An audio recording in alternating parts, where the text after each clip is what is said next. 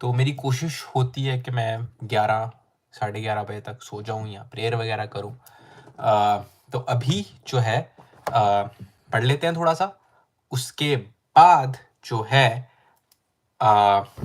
उसके बाद देखते हैं क्या करना है। अभी 10 बज रहे हैं, मैं थोड़ी देर पहले भी पढ़ रहा था, बट उसके बाद मैं नहाया, थोड़ी शेव वगैरह की। तो अभी आई वुड से कि पढ़ लेते हैं थोड़ा, उसके बाद देखते हैं क्या करना है। तो चलो let's study.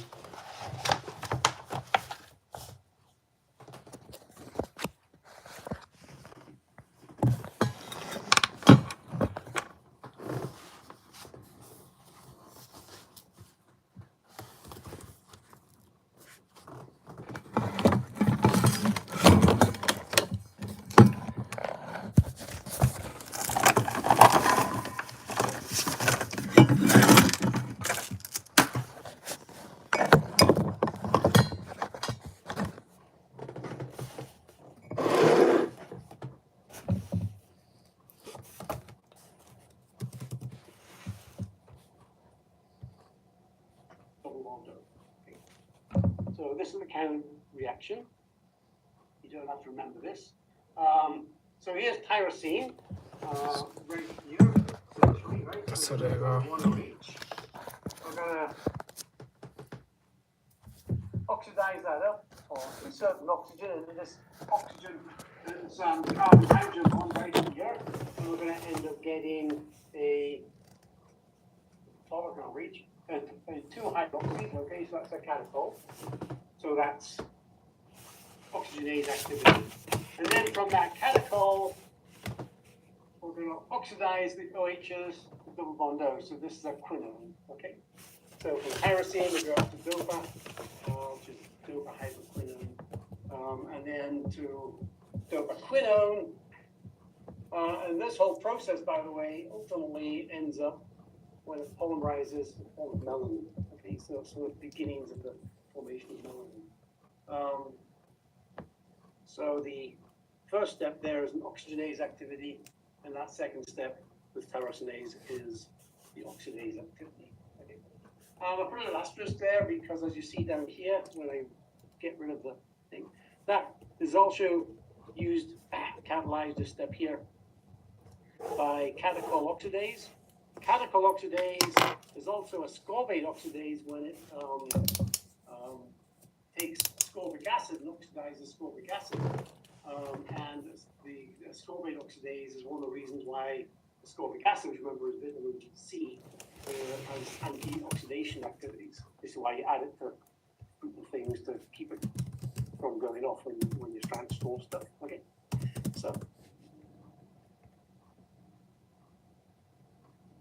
that's the structure. We've got some diagrammatic pictures in it, but it's basically the structure of hemocyanin. We have two copper atoms. 1, 2. We have 1, 2, 3 histidines, 1, 2, 3 histidines bonding to each copper, just like hemocyanin. And then this one I show you with the oxygen already bound. There's the deoxy where it will just be the coppers, nothing in between. Then there's the oxy where oxygen is bonded, and we notice oxygen is bonded crossways, just like Ignore pyramidal symmetry. The difference is in this particular protein, the oxygen here, once it binds, essentially splits into two oxygen atoms. So we're activating oxygen by breaking that oxygen bond. And then the oxygens are then inserted to a nearby tyrosine. Whereas in hemocyanin, of course, all it does is it binds the oxygen and transports it elsewhere. So again, there's more open structure, so the protein in general, but we want to focus here. So here's the two copper atoms. Here is the histidines for each copper. And then we see that, again, this doesn't have the oxygen bound in there. So each oxygen, more or less... क्या कह रहा है?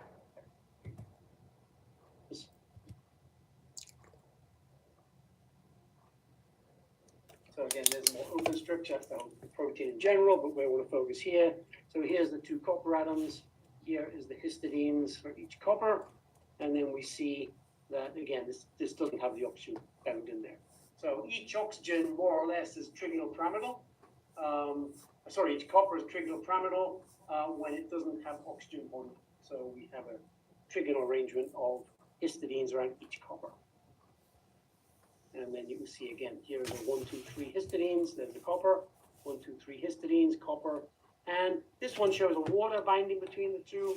Here is the oxygen binding between the two. Again, oxygen binding crossways, just like in hemocyanin. But in this case, again, that bond will break, so you'll get two separate oxygen atoms bonding between the carbons. So the structure of the protein is different, which is why the hemocyanin role is somewhat different to this tyrosinase. It's got a slightly different protein structure. Here, there's a pocket that allows tyrosine in and to approach close to the active site. Otherwise, obviously, you need to get substrate near the active site. With hemocyanin, that pocket isn't there, so you can't get anything near the active site, so the oxygen can't do anything. In hemocyanin, it can only transport oxygen, whereas here, we allow substrates in, protein allows substrates in, and the oxygen is then able to react with the substrate. So the protein, the nature of the protein is crucial, really, how it wraps around and creates pockets and just changes the subtle nature of the active site to give it a different role. Here is 4 different kinds of tyrosinase from 4 different things. Here's from streptomycin, here's from octopus, and so forth. But if we look at the protein, so this is the protein chain and amino acid chain. I only put this up here to show you that although they're all somewhat different proteins,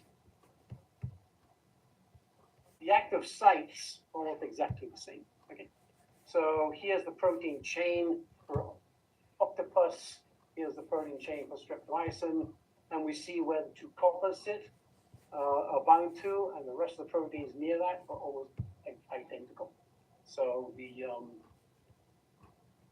proteins may be somewhat different in the larger extent of the protein, but around the active site, they're almost identical. Okay. See, some proteins look a little smaller than others and so forth, but the active site is the key thing. They're the same. So let's look at the mechanism and how this works. I have a couple of pictures for this. I'll show you this one. It's a bit more open, but I think the next one is a bit more explanatory. Okay. Streptomycin things look a little smaller than others and so forth, but the active site is the key thing. They're the same.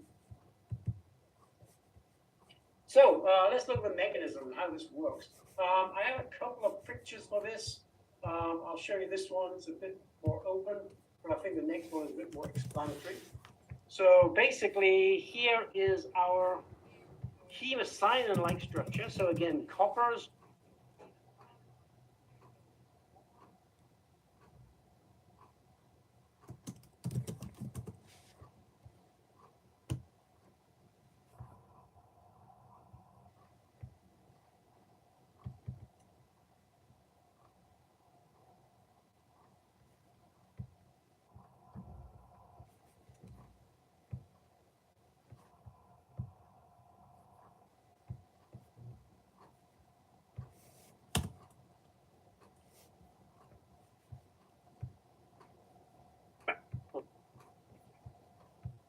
And we are ultimately breaking this bond.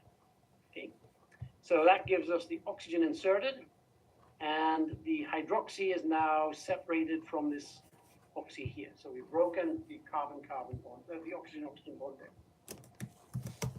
And we have our catechol, dihydroxy. And again, we're now at copper 2. So next step, once we form the dihydroxy here, we are going to oxidize. Oxidizing the alcohols up to aldehydes or ketones in this case. So we're going from the alcohol to the ketone, the quinone there, diketone, and that will leave, and we're left with copper 1, copper 1. Okay. So the main points is binding oxygen exactly the same way as hemocyanin. Once oxygen binds, we know it's activated that bond because it's going from a double bond to a single bond. So that single bond is going to be easy to break, separating oxygen atoms. That oxygen is then split as one oxygen is inserted into the phenyl. And then finally, once we have the diphenyl, the catechol is in oxidation again, electrons moving it back to reduce the copper while oxidizing the substrate to form the quinone. Once the quinone forms, it's in. That's the basic. I think it's a pretty well-known mechanism. Some of these mechanisms we're going to talk about are not well-known. In fact, one or two of them we'll talk about are point-blank guesswork because they're not quite called out. Cytochrome C oxidase is like that. Still don't know entirely how that operates. So whatever I show you there is going to be latest guesswork. Right, so let's look at cytochrome P450, which does essentially the same thing. It inserts an oxygen atom, but it's got a completely different structure. So unlike hemocyanin tyrosinase pairing, now we've got a cytochrome P450 hemoglobin pairing. We've got very similar structure, right? Or myoglobin. So again, the heme iron is bound to the crystal. Unlike hemoglobin, myoglobin, which is bonded to the protein by histidine, this is actually bonded by cysteine. So the fact it's bonded by that sulfur atom instead of a nitrogen atom is obviously going to change the nature of the active site a little bit, different redox potential, etc. So it's going to make its activity a bit different. It has a second axial ligand. This, in this case, a labile water. So unlike hemoglobin, it doesn't have anything sitting up there, it allows oxygen in. This actually has a 6 ligand, but it's labile, readily removed, so that an oxygen can actually come in and bind. Typically, it's low spin in the resting state by iron. Typically, because in the resting state, it actually has 6 ligands. So it's got 6 ligands, most of which are nitrogen, one of which is sulfur. It's going to be low spin because they're fairly high field ligands. Nitrogen, sulfurs, strong field ligands, going to give you a low spin complex. 6 ligands with the water. It actually changes to high spin when the water leaves, because now you only have 5 ligands, so you lose a little bit of strength, field strength. So it goes to high spin. And the importance of that is now it actually just puts iron 3, puts the electron in an orbital where oxygen can come in and bind. That's the key there. So that's the protein. Fairly small protein, and again here right in the middle is the porphyrin ring with the iron in the middle.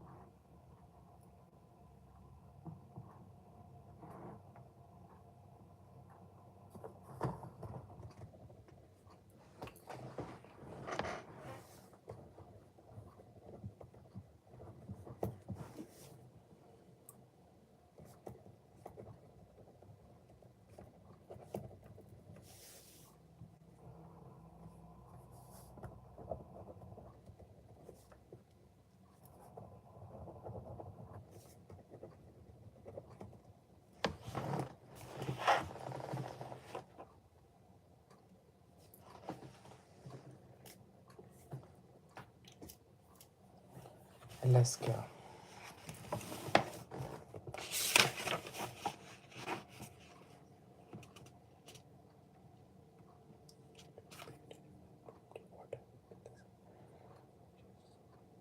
Lost to form active 5 coordinate high spin.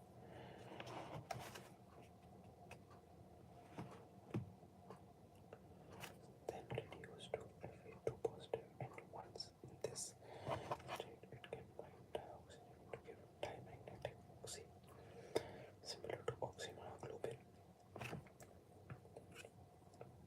In this state, bind dioxygen to give dimagnetic oxy complex similar to oxymyoglobin.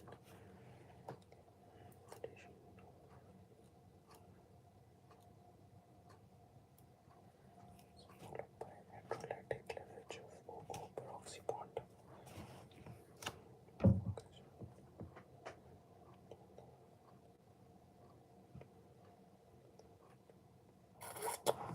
Okay, makes sense. So ये कहना चाह रहे हैं कि at low spin iron has water in its active site.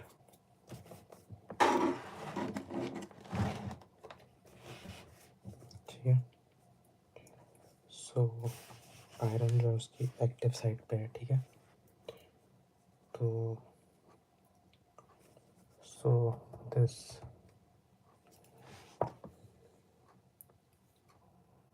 नहीं water in its active site, ठीक है जी, जिसकी वजह से उसका लो स्पिन होता है और वो इनएक्टिव है, ठीक है, in 6 coordination site which is then lost to form.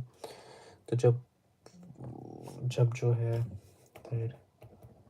then we have a lost of H2O that leads to the formation of the active, जो मेरा एक्टिव होगा, क्या नाम है इसका, cytochrome P50. Iron 3 is then reduced to iron 2 and 1s to give a diamagnetic oxo complex, then reduced to Fe3 positive, and once in this state it can bind dioxygen to give a diamagnetic oxo complex which is similar to oxymyoglobin. ठीक है जी, तो अब अगर ये similar है उसके साथ तो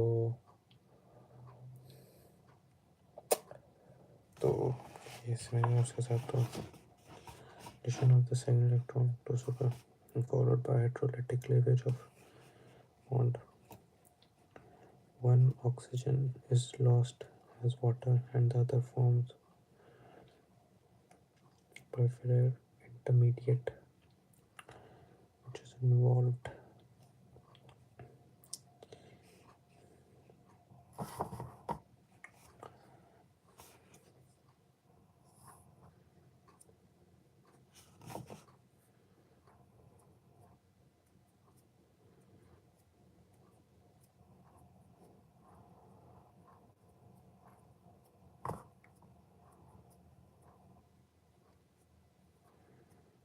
The difficulty of elucidating the mechanism is related to the paucity in the Haim-Drup studies on hydroxylation of alkanes.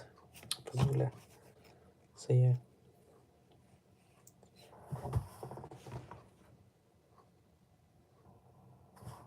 तो मैंने टायरोसिन के अंदर हिस्टिडीन था, तो पीछे पढ़ा हमने, और वो जो था उसमें ये होता था कि टायरोसिन में जो मेरा डाइऑक्सीजन है, वो टायरोसिन में जो मेरे फिनोल्स थे वो डाइफिनोल में कन्वर्ट होते थे, और फिर मेरे जो डाइफिनोल थे वो कन्वर्ट होते थे आगे क्यूनोन में, ठीक है. लेकिन इधर जो है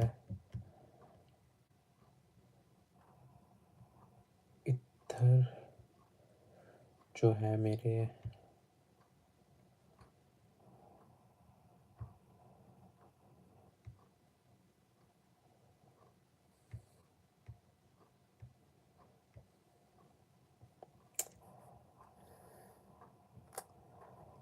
ठीक है, इस वाले केस में जो है पहले मेरा जो साइटोक्रोम वाले केस में जो है आयरन कोऑर्डिनेट बाय सिस्टीन, और सिस्टीन के अंदर सल्फर होता है, ठीक है, और क्योंकि जो मेरा सिस्टीन है उसके अंदर सल्फर होता है, ठीक है, और तो जो रेस्टिंग स्टेट है उसके अंदर जो एक्टिव नहीं होता, लेकिन जब एक दफ़ा पानी निकल जाता है उस ऑक्सीडेशन स्टेट में से तो जो मेरा साइटोक्रोम P450 है वो एक्टिव हो जाता है, ठीक है, तो मेरा जो Fe3 पॉजिटिव है वो Fe2 पॉजिटिव में कन्वर्ट हो जाता है, ठीक है, तो जब वो Fe3 पॉजिटिव Fe2 पॉजिटिव में कन्वर्ट होता है तब जो है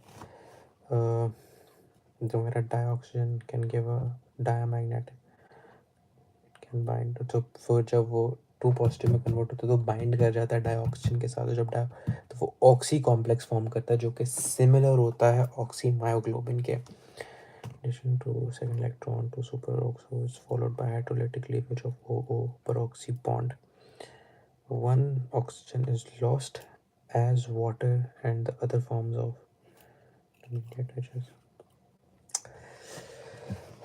अब I get it. ऐसी की तैसी समझ ही नहीं आ रहा था।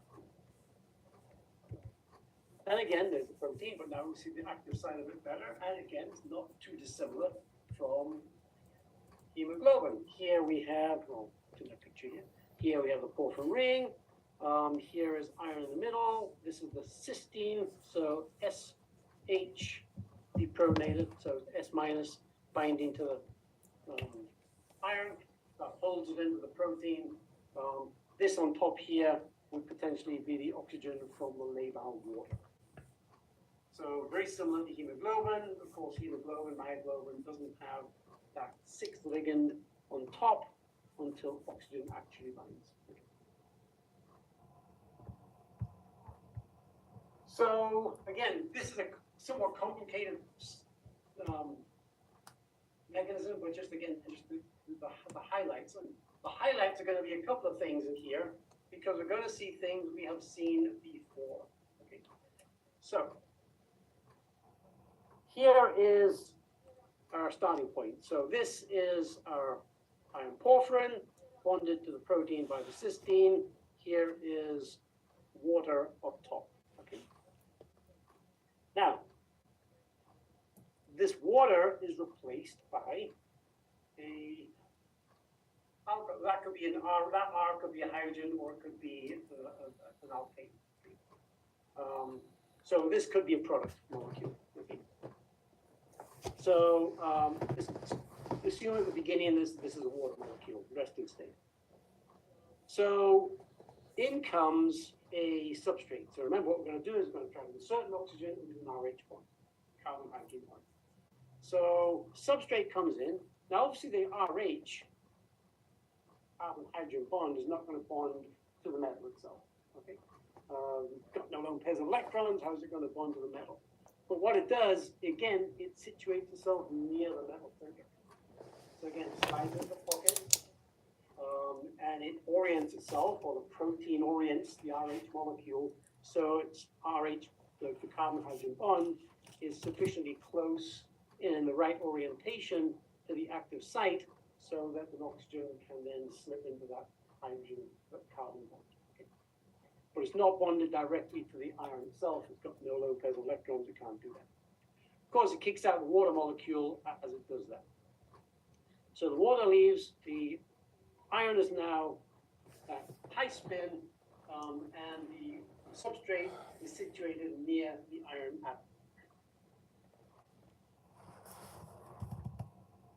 Rotation to the active site, so that the oxygen can then slip into that hydrogen carbon bond. Okay.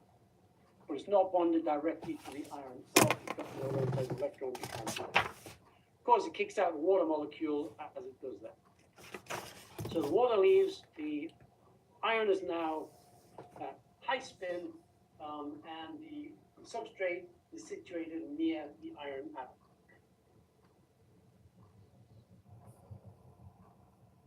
At this point, we get an electron coming in from outside source. It comes in from a 2 iron, 2 sulfur, iron sulfur protein, and we actually reduce the iron to iron 2. Now we're really like hemoglobin, because hemoglobin's iron 2, so it can bind the oxygen.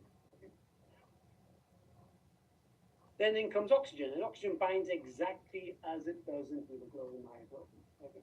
It bonds end on, just as we'd expect. Okay. So this ultimately is actually going to be binding as a peroxide. So again, we can assume if this is iron 2 oxygen, it's probably iron 3 superoxide. Okay. So iron 2 superoxide, but then another electron comes in. So again, this one's similar to myoglobin. Another electron comes in from an outside source and reduces it further to peroxide. So instead of O2, so here we've got O2. Here we have O2 1 minus, and here we ultimately have O2 2 minus. Okay, we just protonate one end. So we've got a peroxide. So of course now we've gone beyond what we see in myoglobin. Because myoglobin we stop here,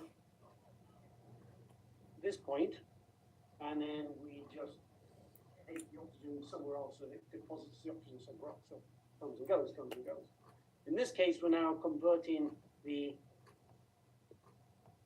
superoxide into peroxide, and activating that oxygen-oxygen. We started with double bond, then it went to 1.5 bonds in the superoxide.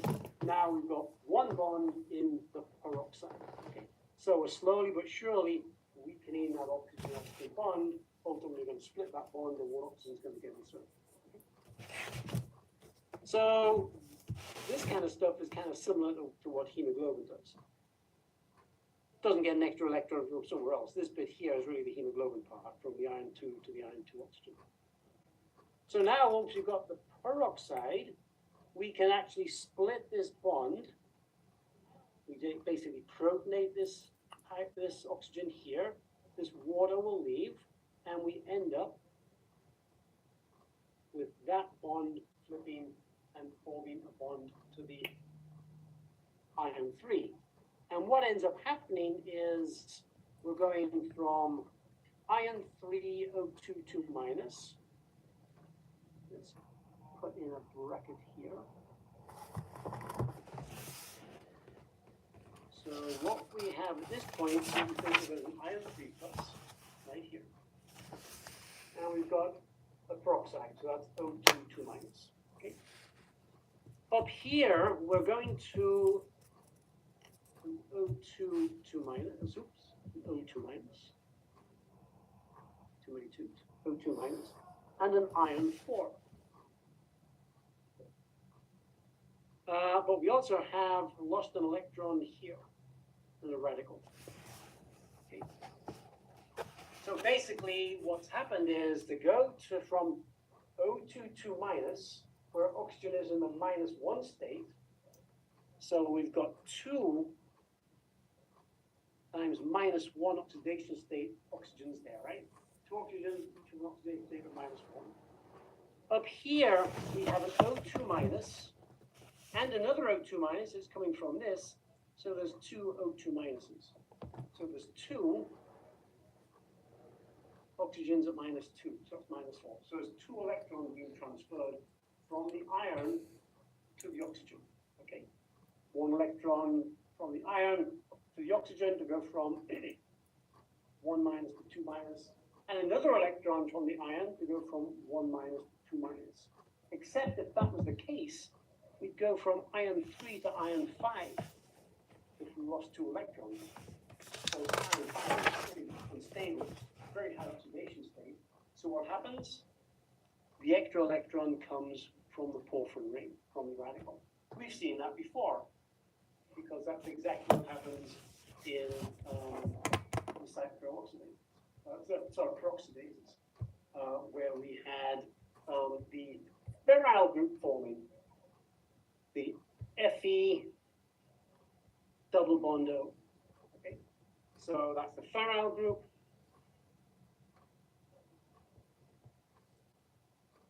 And it's what we found as that compound 1 in peroxidases and catalases.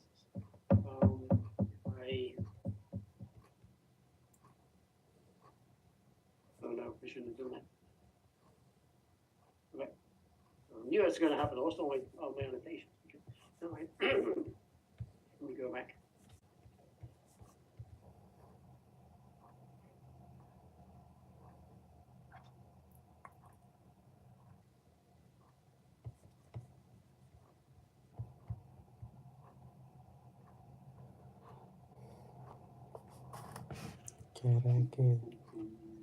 Somewhere up here it is. There it is. So this is what we talked about the other day, this so-called from catalase peroxidase acts peroxide, and then it forms compound 1, and that compound 1 is this guy right here. Fe double bond O, that's a ferryl group, and it's essentially iron 4 with a radical on the porphyrin chain. So it forms an exactly similar structure to this compound 1 we'd actually see in these peroxidases. In this case, it's phosphate C peroxidase. Okay.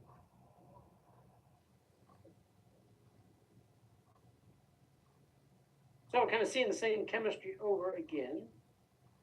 I'm going to find out where I was. No.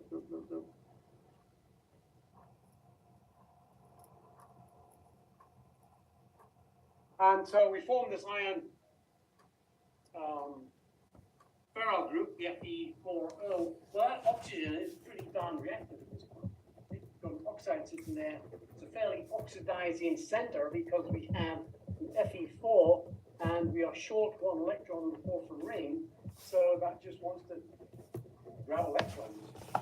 And so what happens is we get this mechanism now called the oxygen rebound mechanism, where this hydrogen is abstracted by the oxygen. It's a pretty darn reactive oxygen.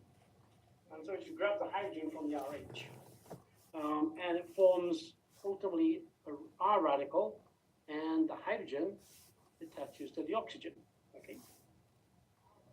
And it's called a rebound mechanism because, again, now that radical is really reactive. So that R radical, basically an alkane radical, right? An alkyl radical, basically then just grabs the hydroxide and ultimately forms the ROH. So the very reactive oxygen grabs the hydrogen atom, leaving a very reactive radical, R radical, which immediately grabs the hydroxide and forms the alcohol. And again, now we've got the alcohol, and we are back to kind of the beginning, and another substrate comes in, takes out the alcohol. This oxygen rebound mechanism is shown here.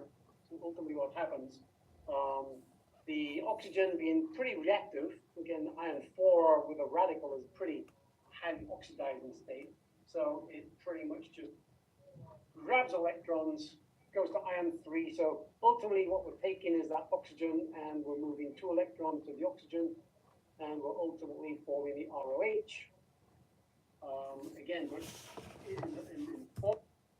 is that oxygen and we're moving 2 electrons to the oxygen, and we're ultimately forming the ROH.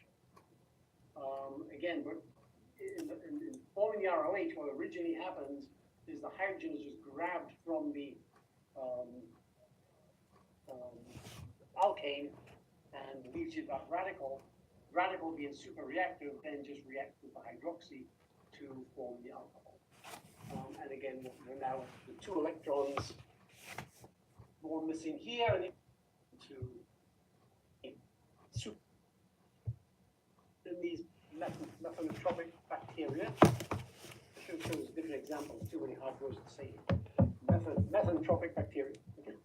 Of course, they produce methane usually in anaerobic places, and of course the methane is sometimes trapped down in the oceans. So don't want that. So there's 2 types. There's membrane bound, and then mononuclear copper, we're actually going to look at the next one, which is the soluble dinuclear iron MMO. So one is made with just copper, the other one is just iron, so you don't get the mixture. Two different types, but we'll look at the dinuclear because that, again, is very, very similar to hemerythrin. And that's the structure. So, again, very similar to hemerythrin. We have our iron. Hemerythrin. The other one is just iron, so you don't get the mixture. Two different types, but we'll look at the dinuclear because that, again, is very, very similar. Membrane bound mononuclear. तो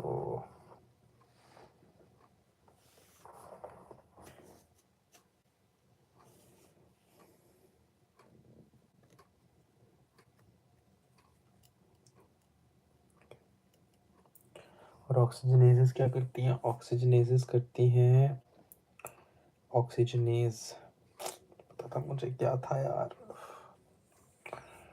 ऑक्सीजनेजेस basically dioxygen की incorporate करती है। Mono oxygenase होता है जो एक oxygen को जो है ऑर्गेनिक कंपाउंड के अंदर इनकॉर्पोरेट करता है, ठीक है। और डाइऑक्सीजन में दो होते हैं, और ऑक्सीजनेज सिंपल वर्ड्स में होते हैं जो होते हैं। ओके ओके, सही है। और it is similar to hemerythrin, soluble dinuclear, FeMMO, mononuclear, CuMMO.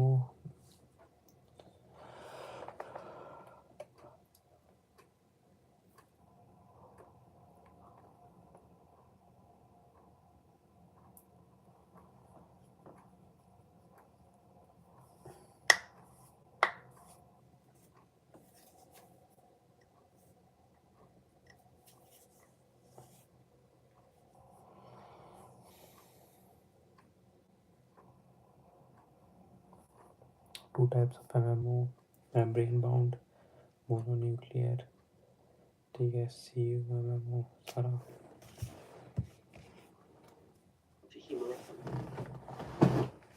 And that's the structure. So, again, very similar to hemerythrin. We have our iron, binuclear site, bridging hydroxy group. In this case, only one bridging glutamic acid. If you remember in hemerythrin, there was two bridging carboxylate groups, one from glutamic acid and one from aspartic acid. Okay, so two carboxyls are bridging. In this case, only one. Okay? Also, you notice that in hemerythrin, we actually have histidines. Two histidines on one iron and three histidines on the other iron. This actually has one histidine on both, but also there are more glutamic acids. So essentially two glutamic acids on the one iron, only one on the other. So while we have the same number of ligands, some of the histidines on hemerythrin are essentially replaced in this structure with glutamic acids. Okay. But otherwise, the structure is very similar. We have a iron atom here, which essentially is 1, 2, 3, 4, 5, 6 coordinate. Iron atom here, which is 1, 2, 3, 4, 5 coordinate, with an open site that contains a labile of water. That labile of water can leave, and it becomes a thing of oxygen and water. Okay. Of course, in hemerythrin, that labile of water is replaced by an oxygen atom, comes in and binds, and the oxygen can be transported from one place to another. So again, that's just the basic site there. This is bonded with a formate ion. Not sure why that's there. So, this is just the basic thing. So I've left off the whole protein bit. So this is the two ions and what's going on there. So the first thing that happens is iron binds. So starting here, iron 2, iron 2. So iron binds, just like in hemoglobin. Yeah, sorry, hemoglobin. So oxygen binds, and it binds to one end. So we have oxygen transferring one electron, or iron transferred 1 electron from the iron to the oxygen. So binding here as an oxygen minus. So that's going to be as a superoxide. Okay. Now remember, we typically bind in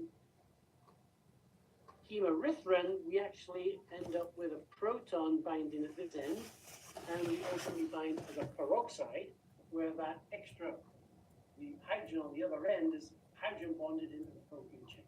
Okay. In this case, the oxygen actually binds across the 2 irons.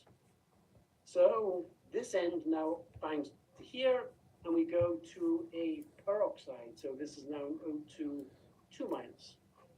So 1 electron is transferred from the iron to the oxygen, and we end up forming an iron 3 peroxide. Another electron is transferred from the iron to the oxygen, and now we have 2 iron 3s and a peroxide. So superoxide, peroxide.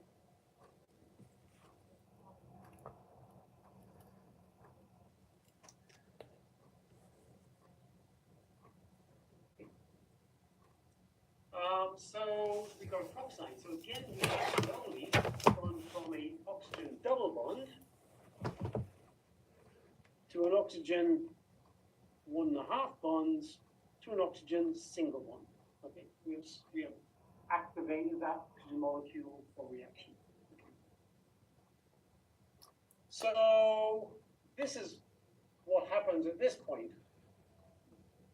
More in this particular protein, more electrons are transferred to the oxygen. We go from iron 3 to iron 4, so another electron is transferred. So think of this now as O2 minus, O2 minus, 2 oxygens, 2 oxide groups. Okay. So again, we've gone from O2 ultimately to O2 2 minus. That's a 2 electron reduction. And then we've gone from there to 2 O2 minuses. Again, 2 electron reduction. So to go from there, I'm going to change color. Go from there to there, 2 electron reduction. We basically oxidize the 2 irons by 1 electron each. So 2 electrons leave 2 irons. Go on with the oxygen to give you the peroxide. That's the 2 electrons there. And from there to there is another 2 electrons. Okay? We go from 2 oxygens at 1 minus each to 2 oxygens at 2 minus each. And so we basically got these oxides, O2 minus ions, bridging these 2 iron 4s. Well, let's think about that. Could we write that like that, or could we write that like this?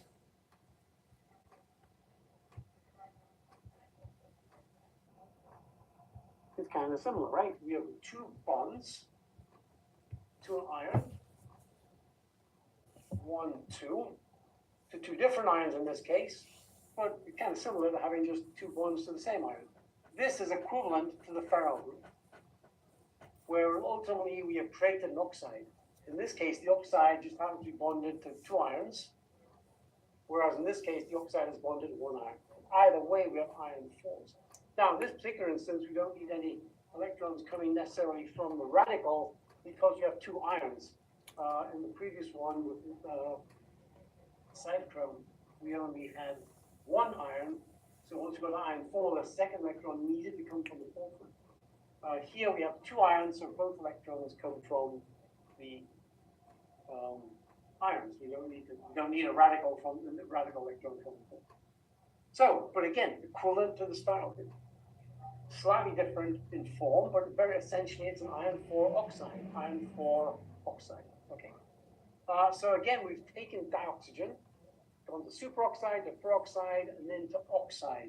And now we have this oxide which is capable of being inserted into this substrate. So again, in comes methane.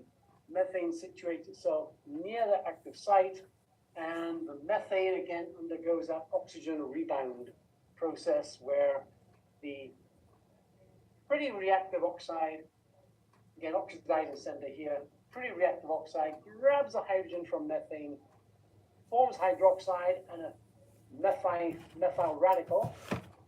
That being super reactive immediately reacts with the oxygen to form the methanol, which it kicks out. And we end up with iron 3, again, 2-electron oxidation. We've gone from there to there, to 2-electron oxidation to go from methane to methanol. And so those 2 electrons come from the ions, of course, go to the ions, and we end up back to the iron 3s. So 2 electrons are lost by the methane to go to methanol, and those 2 electrons are gained by the ions to go from iron 4s to iron 3s. And then outside source brings in 2 electrons, reduces that back to iron 2s, kicks out water, we're back to our original structure where we have 2 iron 2s. In comes another oxygen, binds just like we had in heliurethrine, and again the process starts again. Superoxide, peroxide, oxide. Oxide being very reactive, undergoes oxygen rebound, and the oxygen rebound forms the methanol, and then we start over through the cycles. But again, we kind of see similar stuff that we've seen before. We've seen how iron binds to a oxygen binds to a binucleoside to form a peroxide. Once the peroxide forms, in this case, it's a bit different because the peroxide forms to both ions, as opposed to just one iron in heliurethrine. But as soon as that forms, we get this ferrite structure forming. We've seen that in the peroxidase, we've seen it in the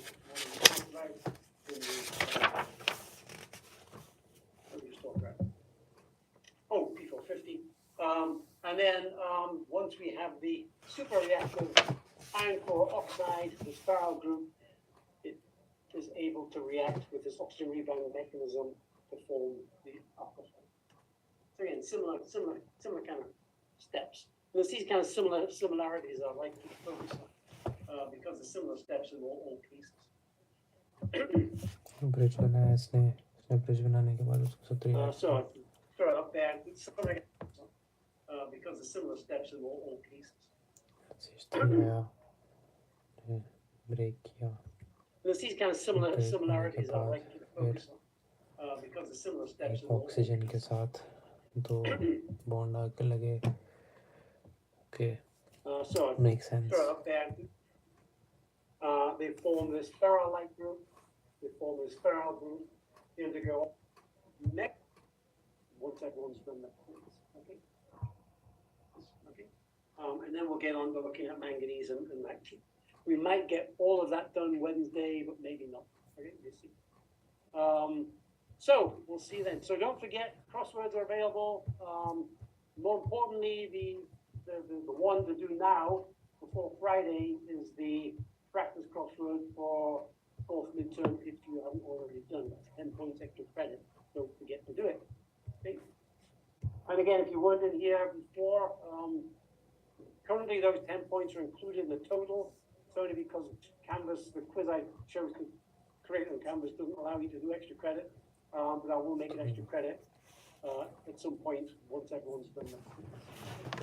Okay. Great. 2 more weeks. 2 more weeks. Wednesday we are done. Holidays. Next Wednesday. Last.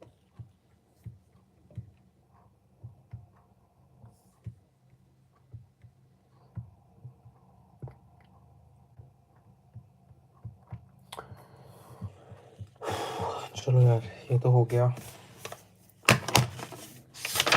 कल इसको फिर से revise कर लूँगा कब चला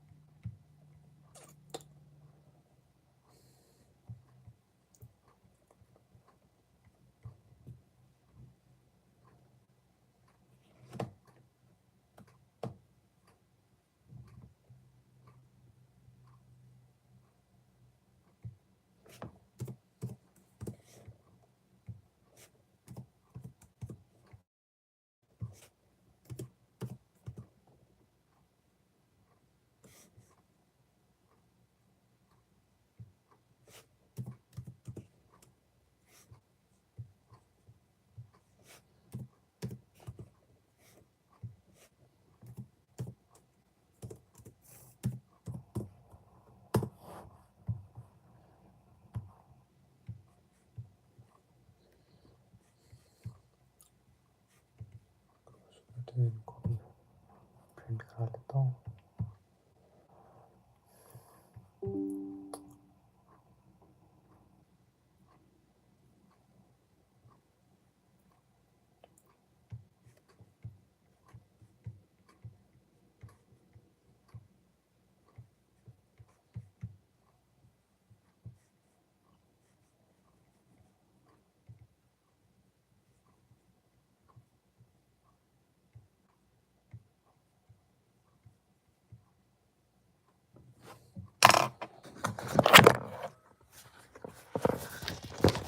यहाँ पे आना चाहिए इसको।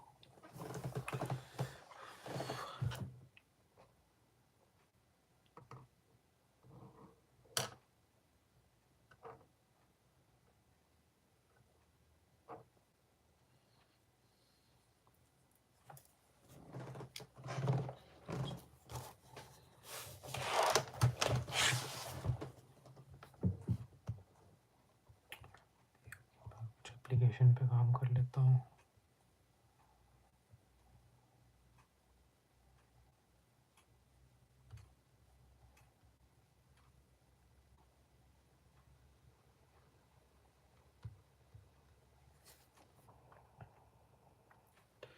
रिसर्च पोस्टर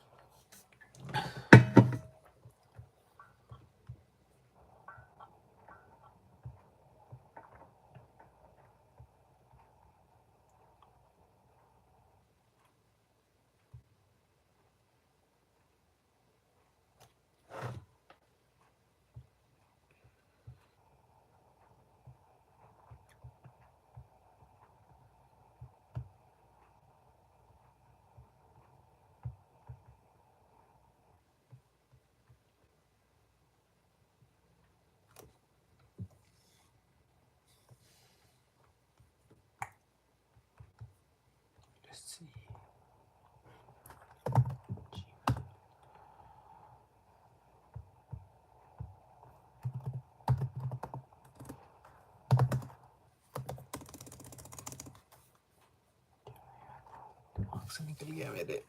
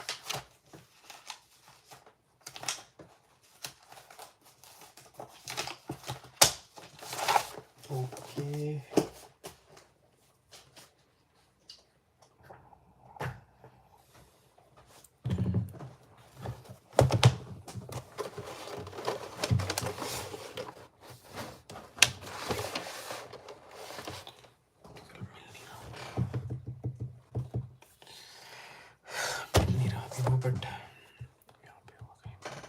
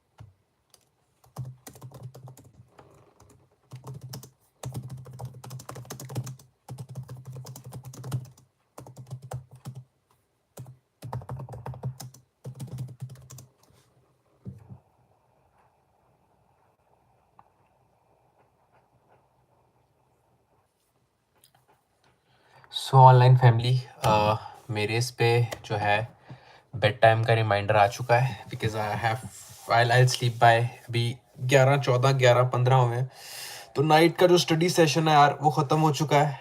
तो मिलते हैं अगली वीडियो के साथ। अगर चैनल को सब्सक्राइब नहीं किया तो प्लीज़ कर दो।